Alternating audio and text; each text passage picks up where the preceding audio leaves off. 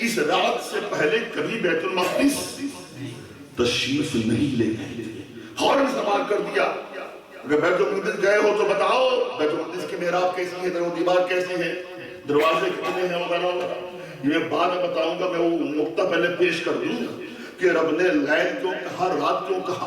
تو محترم معلوم ہے اس لیے رب نے رات کہا تاکہ میرا نبی رات کی تاریکی میں جائے, چپکے سے جائے, کسی کو پتہ نہ چلے. جب میرے نبی صبح آ کر بتائے, جب میرے نبی صبح ہو تو بتائیں کہ مجھے کل معراج ہوئی تھی, تاکہ معلوم ہو جائے کہ مان کون رہا ہے اور مان کون نہیں رہا ہے, کون مخلص ہے, کون منافق ہے, کون مومن ہے, کون کافر ہے. کبھی تو سرکار صدیق اکبر سے ابو جہل نے کہا تھا ابو بکر تیرے دوست کو دیکھا, تیرا دوست لمبی لمبی باتیں کر رہا ہے, رات کے تھوڑے سے حصے میں کہہ رہا ہے مسجد حرام سے بیت المقدس گیا اور واپس آ گیا, یہ کوئی ماننے کی بات ہے؟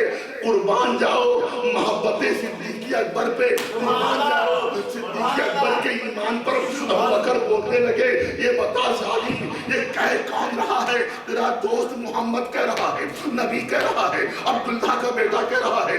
معلوم ہے سرکار صدیق اکبر کی زبان سے جملہ صادر ہوتا ہے انی اصدقہ من عبدی من ذالک. اگر میرا دوست محمد اس سے بڑھ کے بھی بولے تو میں سر تسلیم کو خم کر دوں گا.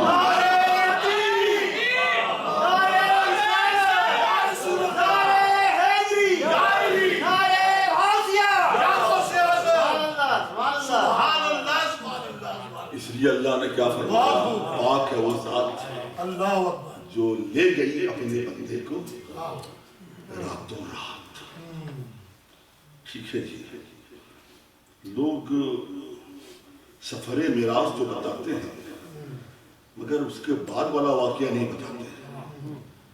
ٹھیک ہے, یہ نئی بات ہوگی آپ کی.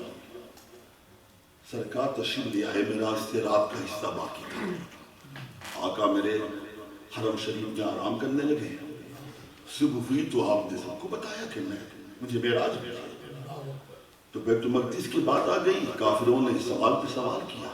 یہ واقعہ سنا ہی آپ نے, رب کائنات نے پورے بیت المقدس کو سرکار کی نگاہوں کے سامنے کر دیا. اندر کفار سوال کرتے جا رہے ہیں, آ کر دیکھ کے جواب دیتے جا رہے ہیں. محراب کا سوال ہو, در و دیوار کا سوال ہو, چوکھٹ کا سوال ہو, صحن کا سوال ہو, فرش کا سوال ہو. بہت خوب, اتنا تو آپ نے سنا ہے. مگر معلوم ہے تو میرے نبی صلی اللہ علیہ وسلم لامکان سے تشریف لائے. کہاں پہنچے؟ بیت المقدس. براق کہاں باندھا گیا تھا؟ بیت المقدس میں.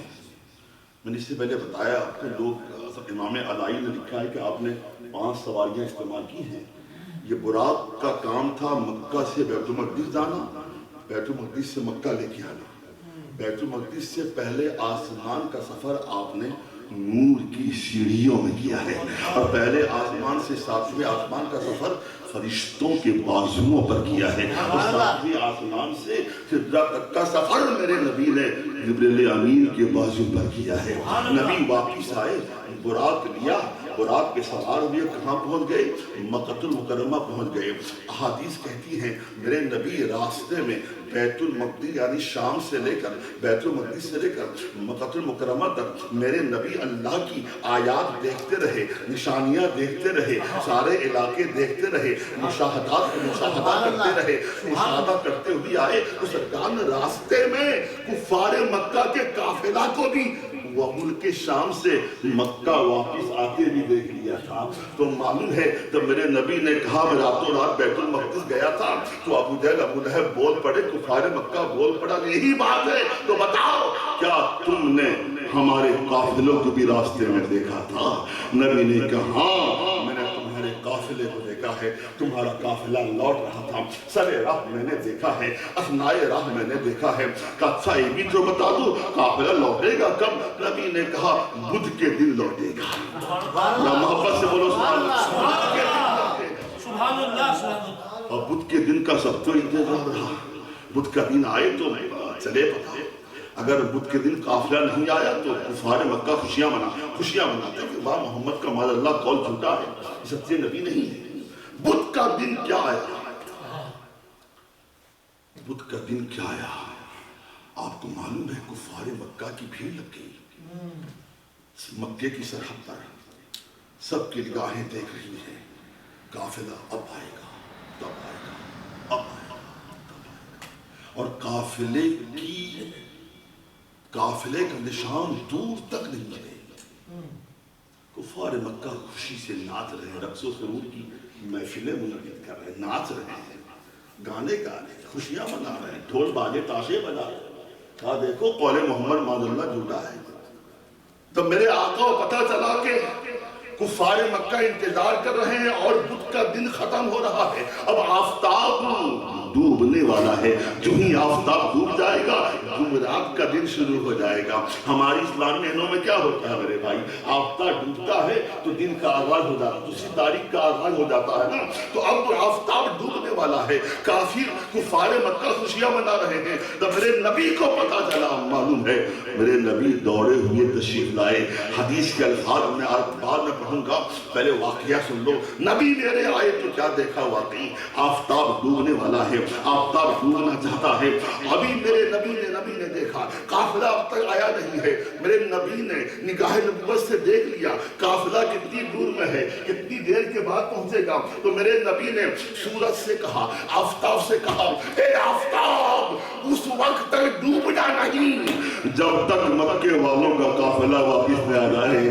معلوم ہے جناب انس فرماتے ہیں ہمارے نبی صلی اللہ علیہ وسلم الشمس فتاخرت، میرے نبی نے سورج کو حکم دیا کہ ٹھہر جائے، اور معلوم ہے جب تک کفار مکہ کا قافلہ واپس نہیں آیا آفتاب جہاں کا وہی رہا، ڈوبنے کی ہمت نہیں ہوئی، ڈوبنے کی جرات نہیں ہوئی۔ جب قافلہ آ گیا تو آفتاب ڈوب گیا، کفار مکہ کا منہ کالا ہو گیا اور نبی کا قول کا اجالا ہو گیا۔ بات سمجھ شریف مارے، وقت بہت زیادہ ہو گیا ہے، بیان اب بھی ہمارا نامکمل ہے۔ حدیث پڑھنے کی بات تھی، 2-3 منٹوں میں سن لیا۔ صحیحین شریفین کی میں نے آدھی حدیث گزشتہ شب معراج کے موقع پہ پڑھی تھی، وہ مجھ پہ قرضہ ہے، وہ آپ سنیں۔ میں نے حدیث پڑھی تھی وہاں تک کہ میرے آقا سدرہ پہنچ گئے، سدرہ پہنچ گئے۔ اس کے بعد پھر کیا حدیث ہے سنیں۔ بسم اللہ الرحمن الرحیم۔ فَأَوْحَى إِلَيَّ مَا أَوْحَى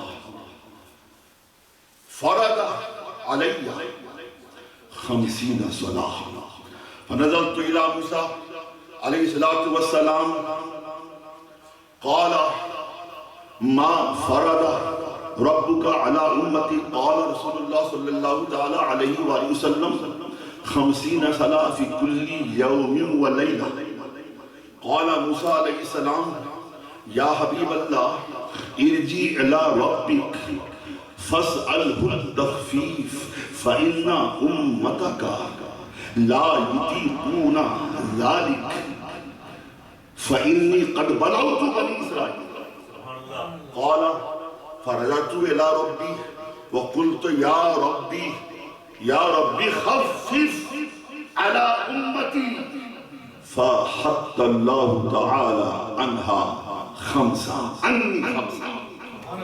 ثم رجعت إلى موسى عليه السلام قال يا حبيب الله صلى الله عليه وسلم ماذا كان قال حط الله عني 5 قال يا رسول الله ارجع إلى ربك فاسأله التخفيف فإنك أمتك لا يطيقون ذلك قال لم أزل أرجي ربي وبين موسى عليه الصلاة والسلام حتى قال الله تعالى يا محمد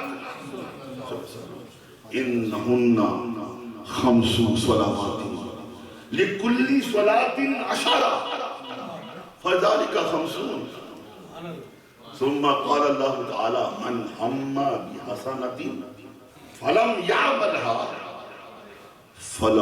فكتب له حسنة ومن عملها كتبت له 10 ومن هم بسيئة فلم يعملها فكتب له سيئة واحدة وإن عملها كتب له سيئة واحدة من هم بسيئة واحدة فلم يعملها لم تكتب شيئا وإن عملها كتب له سيئة واحدة. سبحان اللہ. ترجمہ جلدی سماعت کر لیں، یہ تقریر کا آخری نوٹ ہے. میرے آقا خدرہ سے آگے بڑھے، کہاں تک گئے خدا جانے، خدا کے رسول جانے.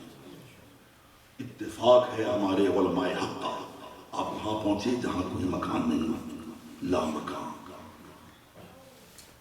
سرکار فرماتے ہیں فَأَوْحَى إِلَيَّ مَا أَوْحَى. جب میں پہنچا رب نے مجھ پر وحی کی جو کچھ وحی کی. یہ بھی راز و نیاز کی باتیں ہیں.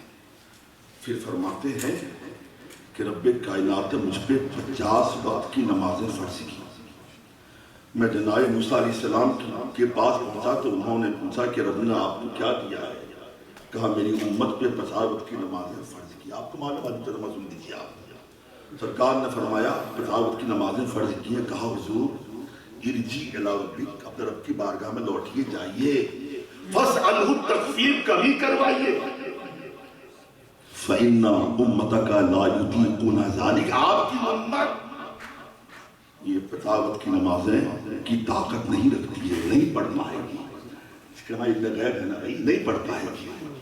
اس کے بعد میں فرمایا فَإِنِّي بَلَوْتُ بَنِي اسرائیل، میں نے اپنی قوم بنی اسرائیل کو میں نے آزما لیا ہے، ان کا خوب امتحان لیا ہے، لہٰذا آپ کی امت نہیں پڑھ پائے گی 50 وقت کی نمازیں. کم کر کے آئیے. حدیث آگے کہتی ہے نبی اللہ کی بارگاہ میں جاتے ہیں اور آپ تخفیف کی التجا کرتے ہیں. رب کائنات فَحَتَّى عَنِّي خَمْسًا، اللہ نے تخفیف کر کے کتنی بار 5 رکھ دیا نا. سرکار بار بار جاتے رہے، 9 بار گئے، ہر بار 5 نمازیں کم ہوتی رہیں، 5 وقت کی نمازیں کم ہوتی رہیں اور بچ گئی کتنی؟ 5 بچ گئی. 45 اللہ نے معاف کر دی، 5 بچ گئی. حدیث کہتی ہے اللہ نے فرمایا میرے حبیب لا تبدیل لکلمات اللہ، اللہ کے کلموں میں تبدیلی نہیں ہوتی. میں نے 50 وقت کی نمازیں فرض کی ہیں، مگر میرے حبیب اپنی امتیوں کو یہ خوشخبری دے دینا آپ کی مومن امت نماز پڑھے گی 5 وقت کی، مگر میں ان کا خدا 50 وقتوں کا ثواب عطا فرماؤں گا. اب اس کے بعد جو حدیث کے الفاظ ہیں وہ سن لے، ایمان میں تازگی پیدا کرے. یہاں سے اہم پیغام آج کی رات لے کے آئے. میرے آقا فرماتے ہیں، میرا خدا فرماتا ہے میرے آج کی رات میں کیا فرمایا میرے رب کائنات نے؟ من ہم بحسنۃ فلم یعملها فکتب له حسنۃ واحدہ وإن عملها كتب له 10. رب نے کہا میرے حبیب اپنی امتوں کو یہ مردے جہاں فضا بھی دے دینا، جب آپ کی امت نیکی کا ارادہ کرے گی، اگر سے نہ کرے پھر بھی میں اسے ایک نیکی کا ثواب عطا کروں گا. تب آپ کی امت نیکی کا ارادہ کر کے اور نیکی کر جائے، ایک نیکی نہیں، میں اسے 10 نیکیوں کا ثواب عطا کروں گا. اس کے برخلاف جب آپ کی امت برائی کا ارادہ کرے گی، گناہ کا ارادہ کرے گی تو ارادہ کرے گی تو ارادہ کی بنیاد پہ میں اسے کسی قسم کا عذاب نہیں دوں گا، اس کا گناہ نہیں سمجھا جائے گا. ہاں جب آپ کا امتی گناہ کر بیٹھے، نیکی کر لے 10 نیکی، گناہ کرے 1 گناہ تو 1 ہی گناہ لکھا جائے گا، 10 گناہ نہیں لکھا جائے گا. محترم حدیث کی شرح میں معلوم ہے، شارحین حدیث فرماتے ہیں رب کائنات نے یہ بھی فرمایا کہ میرے محبوب صلی اللہ علیہ وسلم صرف یہی نہیں، آپ کی امت نیکی کا ارادہ کرے، نیکی ارادہ کر لے، بھلے نیکی نہ کرے، 1 نیکی کر لے، 10 نیکی ارادہ برائی کا کرے، کوئی گناہ نہیں، گھر بیٹھے تو 1، مگر وہ 1 بھی جلدی سے لکھا نہیں جاتا. کرامن کاتبین بائیں والے فرشتے لکھنا شروع کرتے ہیں، لکھنا چاہتے ہیں. رب کائنات فرماتا ہے اپنی مت لکھو، جب نیکی کا ارادہ امتی کرتا ہے، اللہ کا بندہ کرتا ہے، تو معلوم ہے کرامن کاتبین دائیں والے جو ہیں وہ لکھ دیتے ہیں، مگر جب بندہ برائی کا ارادہ کرتا ہے تو بائیں والے فرشتے لکھنا چاہتے ہیں، اللہ روک دیتا ہے، جب وہ کر لیتا ہے پھر لکھنا چاہتے ہیں، اللہ روک دیتا ہے، فرشتے عرض کرتے ہیں مولا اب تو گناہ کر لیا اس نے، ارتکاب کر لیا اس نے، اب تو ہم لکھنے کا نہیں، موقع دو، ہو سکتا ہے میرا بندہ توبہ کر لے۔ اللہ تبارک و تعالیٰ اس حسین مقدس نورانی عرفانی رات کے صدقے ہمارے گناہوں کو معاف فرمائے، ہماری ایمان کی حفاظت فرمائے۔ وما علیہ الا البلاغ المبین۔ اب آپ بلا تاخیر